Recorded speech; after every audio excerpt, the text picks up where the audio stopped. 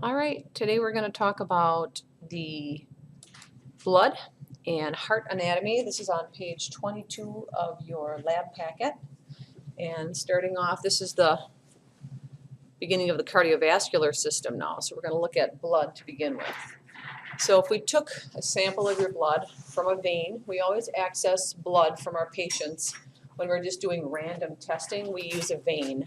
So in this case, we use the median cubital vein on the inside of the elbow. It's really close to the surface and it's easiest access. So that's a very common place where people will go.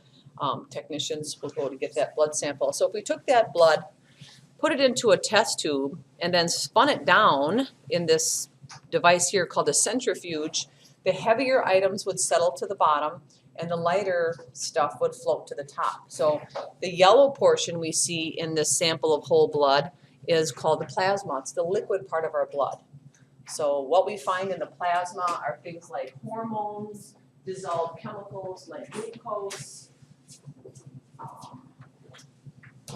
antibodies, which are proteins, those really small organic molecules. So we find that in the yellow portion. So you just have to know that that yellow portion is called plasma and what percent it makes up of whole blood. So if I look at this test tube here on the right, I can see a little more than half of it is yellow. There's a small sliver of white, and then there's a thicker column of red. So the yellow makes up more than half. So about 55% is what we say is plasma. And you've heard that people can donate plasma. Like here in La Crosse, you can go to BioLife Resources and donate it because what's in that plasma are clotting factors. So for people that have trouble with clotting their own blood because of blood diseases, they can, harvest some of that important blood clotting molecules from the plasma. And there's also antibodies in there that help people with, exposure to different illnesses. We can harvest those antibodies that are important. Maybe you've heard of the anti-serum for like when someone gets bit by a rattlesnake or tetanus. We can provide the antibodies to directly attack that virus or bacteria or whatever. Plasma donation is a good thing. We do pay people for it, which is good, but they do pretty serious testing for people to donate plasma. So it has to be quality. So some people are rejected and they can't donate because the quality of their plasma is not what it should be. So they have to be well hydrated. They have to have a relatively decent diet because we can find things in the plasma that indicate people aren't taking good care of themselves, and then they get rejected for donating. Like for example, my husband was on the Atkins diet when he was donating plasma, and they rejected him because he had too high fat levels in the plasma. So that was kind of interesting. So the formed elements are the solid pieces of a blood sample. So we see that thin white kind of sliver right here. Those are part of the formed elements. That's called the buffy coat. The buffy coat is made up of white blood cells and platelets. So the buffy coat is just that thin white layer there, but a very important layer because it's our immune system. It's all those white blood cells that help us fight infection. So that's a very small percentage. Less than 1% of our blood is made up of white blood cells, but very important component. And then the red are the red blood cells. Another name for red blood cells are erythrocytes. Erythro means red. So erythrocytes, cyte means cell. So red blood cells form that bottom red portion. So the formed elements then are the buffy coat, that white layer, and the red layer. Together we call that the formed elements, and that's 45% of whole blood. So that's just kind of a generic description of the components of blood, looking at it in a vial that's been spun down by a centrifuge. If we look at it under a microscope, we can see the formed elements. Obviously the plasma is not going to pick up stains, so we're not going to see any of the components of plasma, but we are going to be able to see the formed elements when we put a stain of blood on the slide. So looking at all those little pale pink circles with the white centers, those are red blood cells, because when red blood cells develop in the bone marrow and enter the bloodstream, they lose their nucleus, because a nucleus is a pretty active, it's the control center of the cell, right? So it contains all that DNA. Well, it's not necessary for red blood cells to have a nucleus because their primary job is to transport oxygen and carbon dioxide throughout the body. So having a nucleus is not important. And these, because of that, they have a limited lifespan. They live about 2 to 3 months, and then they die, they break down, and they're excreted through our stool. So that majority of a smear, of a slide of blood, is going to be those red blood cells. And then we see the white blood cells. White blood cells are much larger than red blood cells, much less numerous. They make up that Buffy coat, which is less than 1%. So we can see there's 4 different types. Well, not different, I guess. There's these 2 are the same, but these 2 are different. We're going to talk about the individual types of white blood cells we can see in a blood sample. Because by looking at the nucleus and the color of the cell, we can determine, and size, we can determine what type of white blood cell it is. We'll talk about that in a little bit. And then over here, you see this little cluster of fragments of cells that stain dark. Those are platelets. So another name for platelets are thrombocytes, and they're important for clotting. So when you cut yourself, platelets gather at the site of that cut in the capillary wall, and they plug that site so you stop bleeding. Like if you have a paper cut, minor cuts are just repaired by platelets plugging the hole, and then the bleeding stops. So that's just kind of a generic description. Now if we go into the details of the different white blood cells, we can see they're distinct from one another. The one on the left, in letter A there, it has a multi-lobed nucleus. Can you see how it's got the dark kind of 4 purple clusters? That's the nucleus. It has lobes, several different lobes to it, and those are called neutrophils. Neutrophils are important for fighting bacteria. So when a person has a bacterial infection, we see a high number of neutrophils in a blood sample from that patient. The next one is called an eosinophil. And eosinophils have a red tone when stained. They pick up a red stain. So we can see there the eosinophil. It's got kind of a bilobed nucleus, kind of a long, has 2 swellings. And letter B there, that's an eosinophil. And those are elevated in people with allergic reactions, people that have a lot of allergies, and also if a person has a parasitic worm infection, we'll see eosinophils. So people that go swimming in lakes and rivers, maybe overseas in developed countries where they have more parasites, they might develop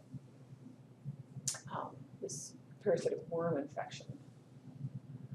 And then in letter C, that is called a basophil. And a basophil is one of the smaller white blood cells. It's a little smaller than the eosinophil and the neutrophil, but it has these really large clusters or granules. Can you see those real dark spots there throughout the cell? It's almost hard to see the nucleus. The nucleus is a bilobe nucleus underneath there, but these big, large granules pretty much fill the entire cell.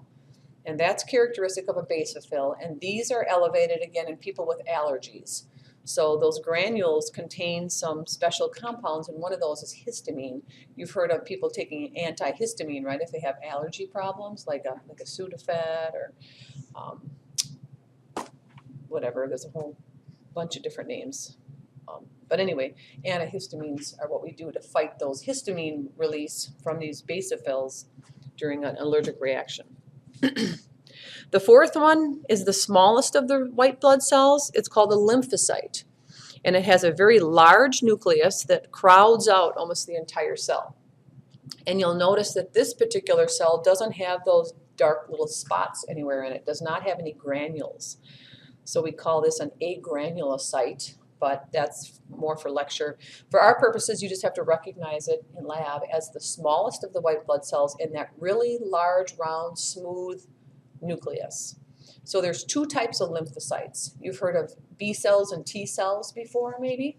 They make antibodies. That's the big function of the lymphocytes. So when we see these elevated in somebody's blood, it indicates a viral infection.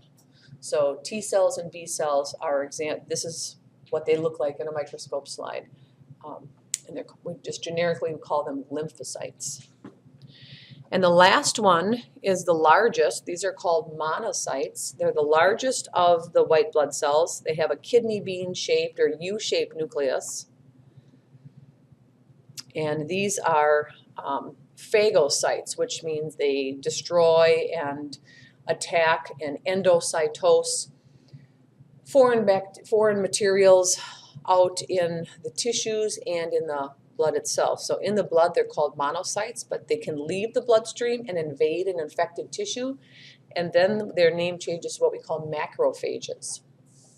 So regardless, their job is to phagocytose and ingest foreign material and infect parts of the body. So on a slide of blood, there's a couple here in lab, you're going to need to identify the different types, whether it's a lymphocyte, monocyte, basophil, and so on. So be able to review that. And then again, we talked about the platelets are just clusters of cells kind of scattered throughout the slide. So these little dark spots here all around here, those are examples of platelets. And here's a bunch of neutrophils. So when we look at this, this is a higher number of neutrophils than there should be. So this would indicate maybe a potential bacterial infection. Again, here's two lymphocytes, large, round, smooth nucleus.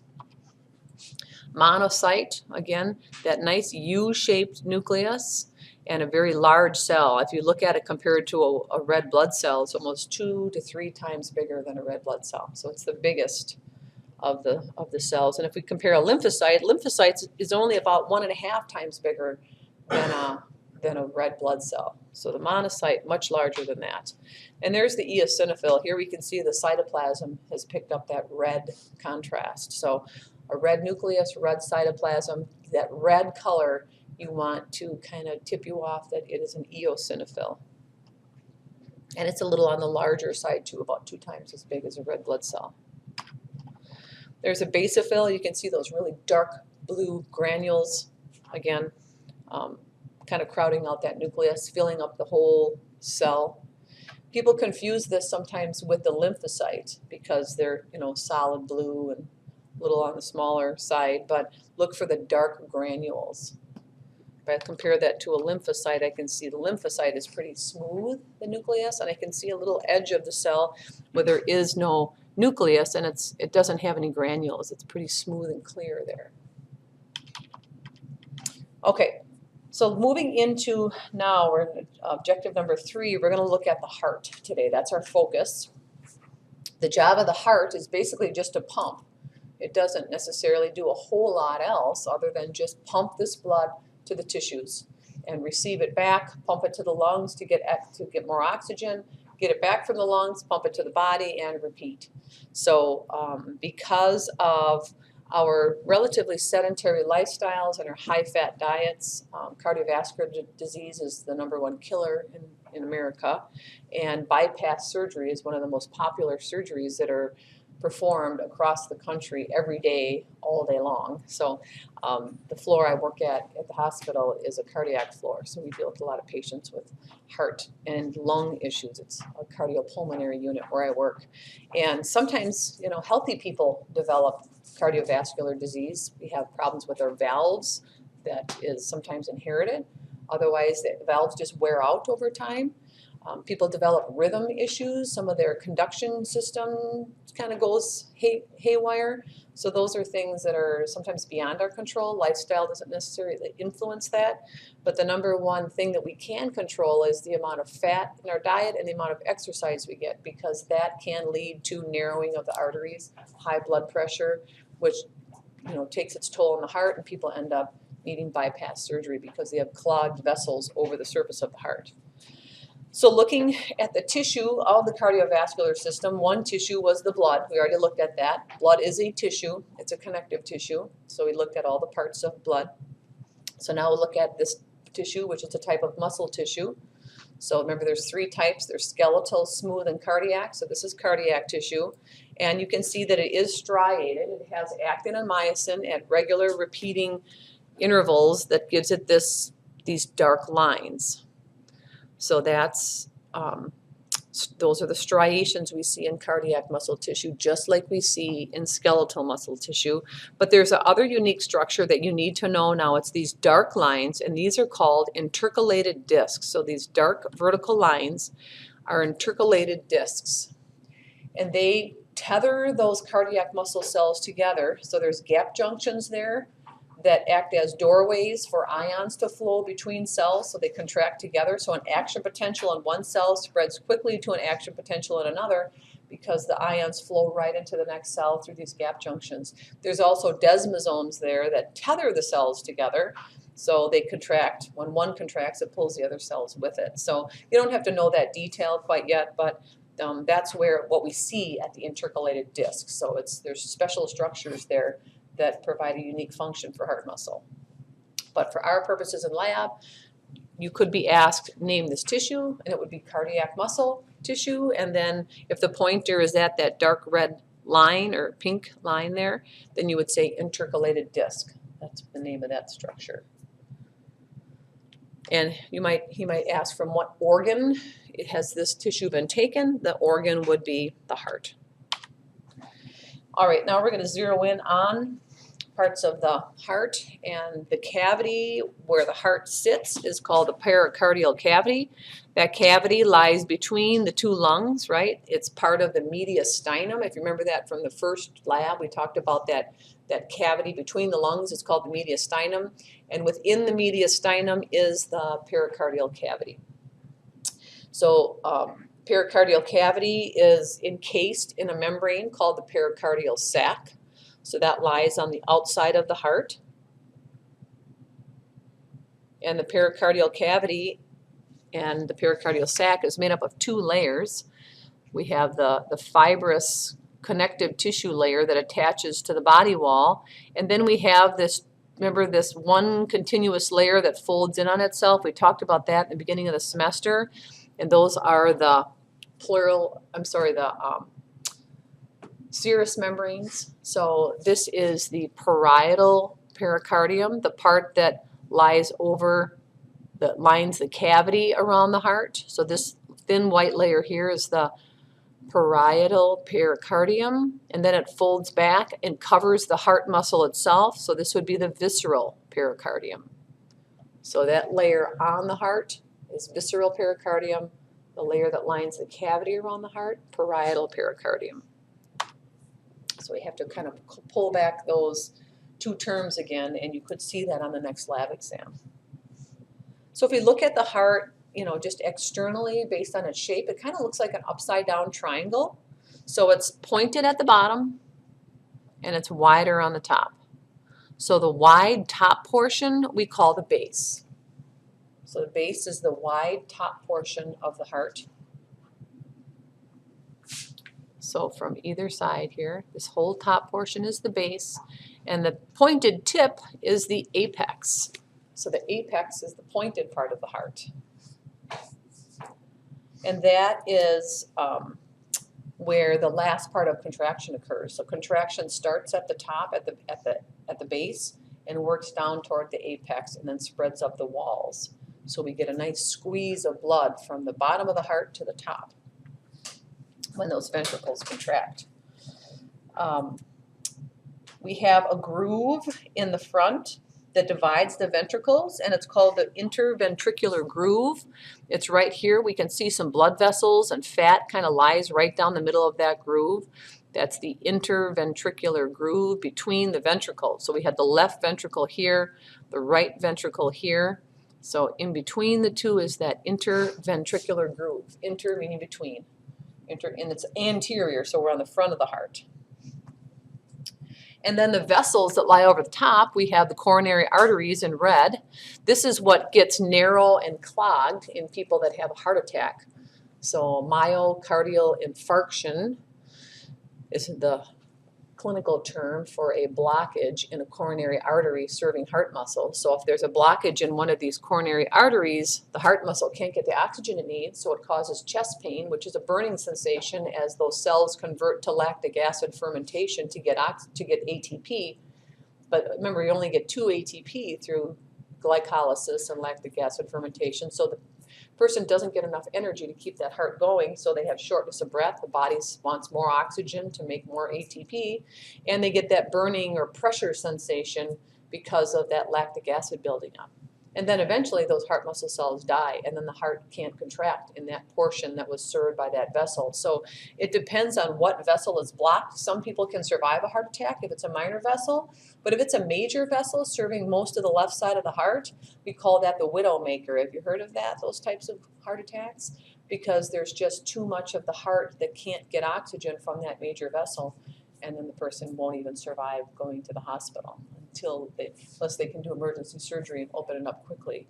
But that's where some people, farmers die on their tractor, people die mowing their lawn in the front yard because of the clot in a major vessel. So anytime a person complains of chest pain, that's a sign of narrowing and it's a sign of blockages. And we need to tell our relatives that Thanksgiving is coming up. Might be a good time to have that conversation with people that look at the, people over the age of 40 in your environment that are overweight, bad diets, no exercise. They are hugely at risk for heart attacks. So it's good to tell them, signs of a heart attack, shortness of breath with activity, chest pain, always should be seen and evaluated, because a lot of times we can prevent that with medicines and sometimes a heart catheterization where they go up and open up those arteries with a stent. And the veins, I should mention, are the blue vessels that lie right next to the coronary arteries. So it's coronary artery for the red vessels because they carry fresh oxygenated blood. Arteries always lead away from the heart. And then veins drain the tissue. So veins bring deoxygenated blood back to the heart to be pumped to the lungs to pick up more oxygen and start the whole process over again. So veins are always depicted as blue in a textbook. But our own veins, if we look at ourselves, they look blue through our skin, right? But those could be arteries or veins. Our blood is never blue. That's something we use to teach with. We use it in textbooks. But the blue appearance we see, like when we look through our skin, is just what's reflected back because of the connective tissues and the walls of our vessels. But actual vessels are clear. They're transparent. The blood inside them is either bright red if it's high in oxygen or dark red if it's low in oxygen. When blood turns dark red, we get a bluish cast to our skin, and that's just because of the way the light reflects. So when we look at someone for low oxygen, they're going to have kind of a blue, appearance around the lips and around the finger nail beds. But the best way to check for oxygen is to use an oxygen sensor, a pulse oximeter, to measure oxygen saturation. So if we turn this heart around and look at the back side of it, we can see there is a posterior interventricular septum or groove, but you don't need to know that one. But you'll see it on your sheep heart, and it's important to recognize because it goes straight up and down, where the one on the front side is more at an angle, and that's how you can tell front and back of the heart. And also you want to look for some of the important vessels on the front of the heart. And that, first of all, if I look at these three here, well, that's the next objective. I'll hold off for that. Let's look at objective 5 first on the top of page 23. So these two flaps on the surface of the heart at the top, these are the atria. These are small chambers that receive blood from veins leading back to the heart. So the right atrium is here on the right side of this heart, and it receives blood from the superior vena cava that drains the head and neck, and the inferior vena cava that drains everything else. So those both lead into the right atrium. So the veins always lead to the atria. And then the left atrium here on the side here receives blood from the two pulmonary veins here and the pulmonary veins here. So all four lead to the left atrium. So if you look at your heart that you have, you can best see that on the back side, those four vessels that lead to the left atrium. So these red vessels are veins because they just receive oxygenated blood from the lungs and they're bringing it back to the left atrium. So they're the only veins in the adult human heart that are red because they received fresh blood from the lungs. So if I look back at these atria, see these little kind of rounded little finger-like extensions here? Those are called auricles. And those little scalloped edges on the atria are just little extra areas for blood to hold or to fill those atria. So just little finger-like extensions for a little extra blood to fit We call those auricles. And there is a hole, or it's not a hole, before birth there's a hole, but if I open up the heart, there is a small space, a small hole before birth where the two atria mix their blood, because the lungs aren't needed yet during fetal development to oxygenate the blood. So the right atria and the left atria, their blood can mix through this interventricular septum. That's the wall. There's a hole there that we're going to talk about when we look at the fetal circulation next week. There's a hole in that wall. But the wall, we call that the interatrial septum. So if you put your finger in your heart model, in the atria, and just, touch that wall between the two atria, that's where we would put a pin, is right between the two atrial walls. So here or here on this picture is where that wall is separating the two atria. And again, there's a hole there during fetal development for that blood to mix, and then it closes. So then we have the ventricles. The ventricles are down below, and these are the kind of the triangular looking muscular chambers. So they're divided by a very muscular wall between them, and this is called the interventricular septum. So we have the interatrial septum up here between the two atria, and then we have the interventricular septum between the two ventricles. So the ventricles are the muscular pumping chambers of the heart. They pump blood away from the heart through the arteries to the rest of the body. So the right atrium pumps blood to the pulmonary artery. That's this blue vessel here. So look for the pulmonary artery on the right atrium, or connected to the right ventricle, and the left ventricle pumps to the aorta. So this vessel here, this red vessel with the different branches coming off of it, we'll identify those branches next time. But the left ventricle pumps to the aorta. So if you look at the outer wall, which one is more muscular, the left ventricle or the right ventricle? The left ventricle, because the right ventricle pumps to the pulmonary artery, this blue vessel. Remember, arteries always pump away from the heart, or carry blood away from the heart. Ventricles do the pumping. Arteries carry blood away from the heart, but it's blue because it hasn't been to the lungs yet. So it goes to the lungs, to the pulmonary artery, picks up oxygen, comes back to the left atrium through those pulmonary veins, which are here, down into the left ventricle, and then the left ventricle has to pump to the whole body. So all those vessels of the body provide a little more resistance, a little more pressure backwards. So the left ventricle has to work a little harder to get that blood out of the heart. So because of that, it's a little more muscular than the right ventricle. So look for that thicker outer wall to identify left from right. Because if you look at your heart, you don't know which half you're looking at, especially with the sheep heart. Look for the thick muscular wall, and then that's the left ventricle that has the thick outer edge muscular wall. And the higher the blood pressure a person has over a lifetime, the thicker that muscle's going to get, right? Anytime we work a muscle hard, it gets bigger. But eventually, if we don't correct the blood pressure, the heart will start to fail because it can't continue to pump under pressure for years and years and years. It eventually fails, and people have what's called heart failure then. Now the heart can't pump all that blood out, and some blood remains in the heart. And if we can't empty the heart, we keep having blood returning through the atria, through those veins, the heart starts to get bigger. And now you have an enlarged, flabby, failing heart. And this is a big problem that people have, all over the United States, is heart failure. Congestive heart failure is when it backs up and that blood starts to leak, or the plasma starts to leak out into the lungs, and now they have a chronic cough, and they get fluid in the lungs because there's just a backup of blood through the whole piping system, and that plasma is leaking out into the lungs and surrounding those tissues, and it makes it hard for people to breathe.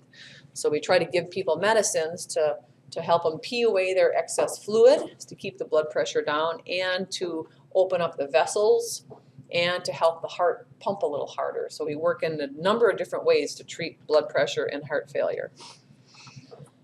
Okay, looking at valves, there are 4 valves in the heart. This is the bottom of objective 5. There's 2 AV valves. AV stands for atrioventricular. So these are passageways between the atria and the ventricles.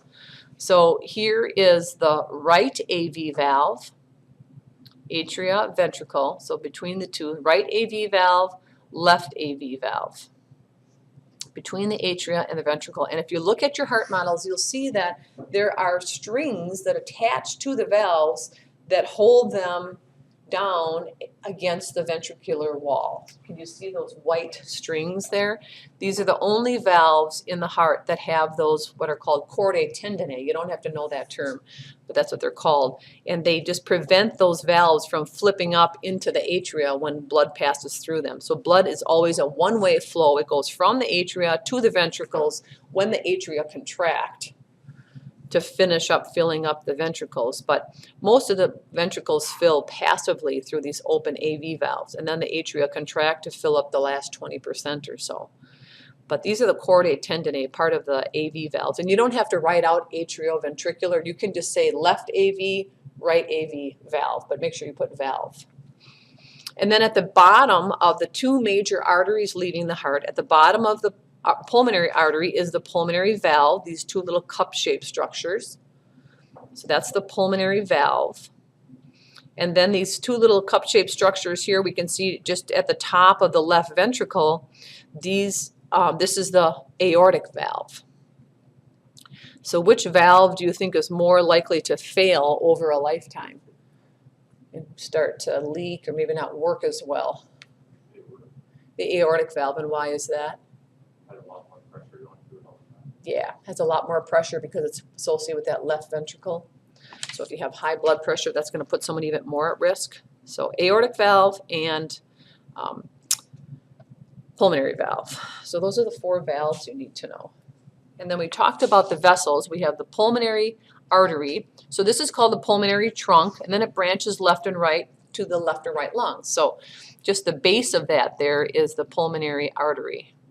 And you can always see that best on the front side of your heart. So look at your heart model. You see the big blue vessel right in the front of the heart.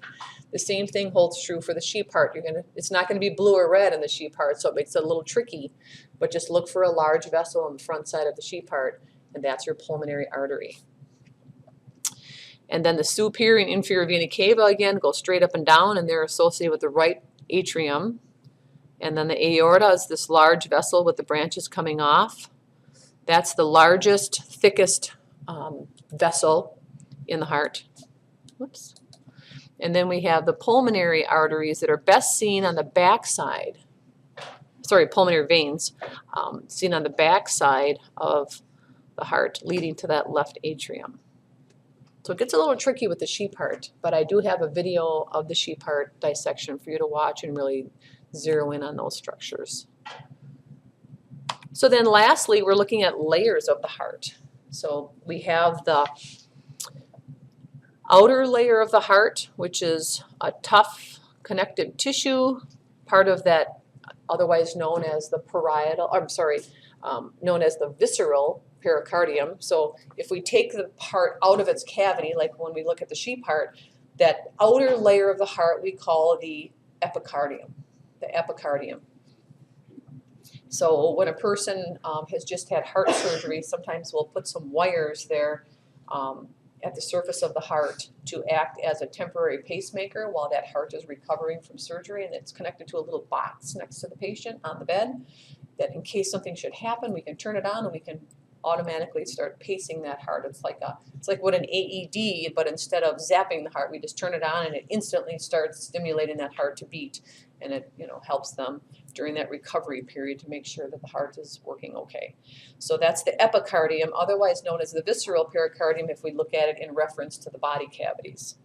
So that's the outer layer. Epi always means on top, so it's the outermost layer. We're going to look at epi in other organ systems as well, that prefix. And then the myocardium is the thick muscular layer. So what we see here, this middle layer, myocardium, that thick muscular layer of the heart. So if read the test question well, if it says name this layer of the heart, we're looking for epi, myo, or endocardium. And then the inside lining of the heart is the endocardium. Endo means inside, just like we looked at endosteum, right? Endo was the inner layer of that medullary cavity. Well, this is endocardium. So if you look at your heart model or even at the sheet model, you see it's really shiny and kind of slippery in appearance. And that's a good thing because that we want very little friction as blood is flowing through these chambers. So to have a slippery inner lining is advantageous for blood to flow and not get caught up. Some people, for example, intravenous drug users often come in with endocarditis because of the particles that they're injecting into their vein gets in their bloodstream. It causes infection and damage to the endocardium, and they end up with an inflammation on the inside lining of their heart. And if that infection goes long enough, which happens sometimes with intravenous drug users because they're not listening to their bodies, they're not paying attention to problems, they're just using and using and using all day long, which impairs their awareness that there's pain or issues with their heart. So they end up coming in with damage due to endocarditis. And I've seen patients as young as 19 years old with permanent heart damage that they'll never be able to work or do more than get up off the couch and go to the refrigerator and get a meal and come back because of extreme shortness of breath and heart damage because of intravenous drug use. It's a very, very sad situation. It's a very serious side effect of IV drug use. Now there's another infection of these layers. The pericardial sac can get infected when someone has something as simple as a head cold. Sometimes that virus can cause inflammation of the membrane around the heart, but it's on the outside of the heart, so it causes more discomfort with like laying flat or bending over, but it can resolve over time and not necessarily impact the function of the heart because it's the layer on the outside of the heart. It still needs to be treated, still needs to be evaluated. It can be serious if it really constricts the ability of the heart to pump, but in most cases it can be treated and it's not as serious as endocarditis. Bacterial endocarditis is a very serious problem. So we'll look at the last part, the conduction system, when you get into advanced A&P. So I just included these slides just for reference that when the heart beats, we're listening to the closure of the valves. That's the sound we hear when we listen through a stethoscope. But the conduction system is a cluster of cells. It starts with the roof of the right atrium, spreads across to the left, and then it works its way down the septum and up the sides to provide contraction. So the action potential follows this conduction path, and that's what gets the heart to contract. And we're going to talk about that when we get into lecture. So you don't have to know the parts of the conduction system for this class. You will in advanced A&P if you take that class, but we will talk about it more in lecture. So for right now, just be aware that's what this is. When we look at an EKG, we're looking at the flow of action potentials down this conduction pathway that's shown in yellow, but you don't have to know the pathway quite yet. So everything for our next lab exam related to today's lab is just going through objective number 7 there, looking at the layers and starting with the blood on page 22.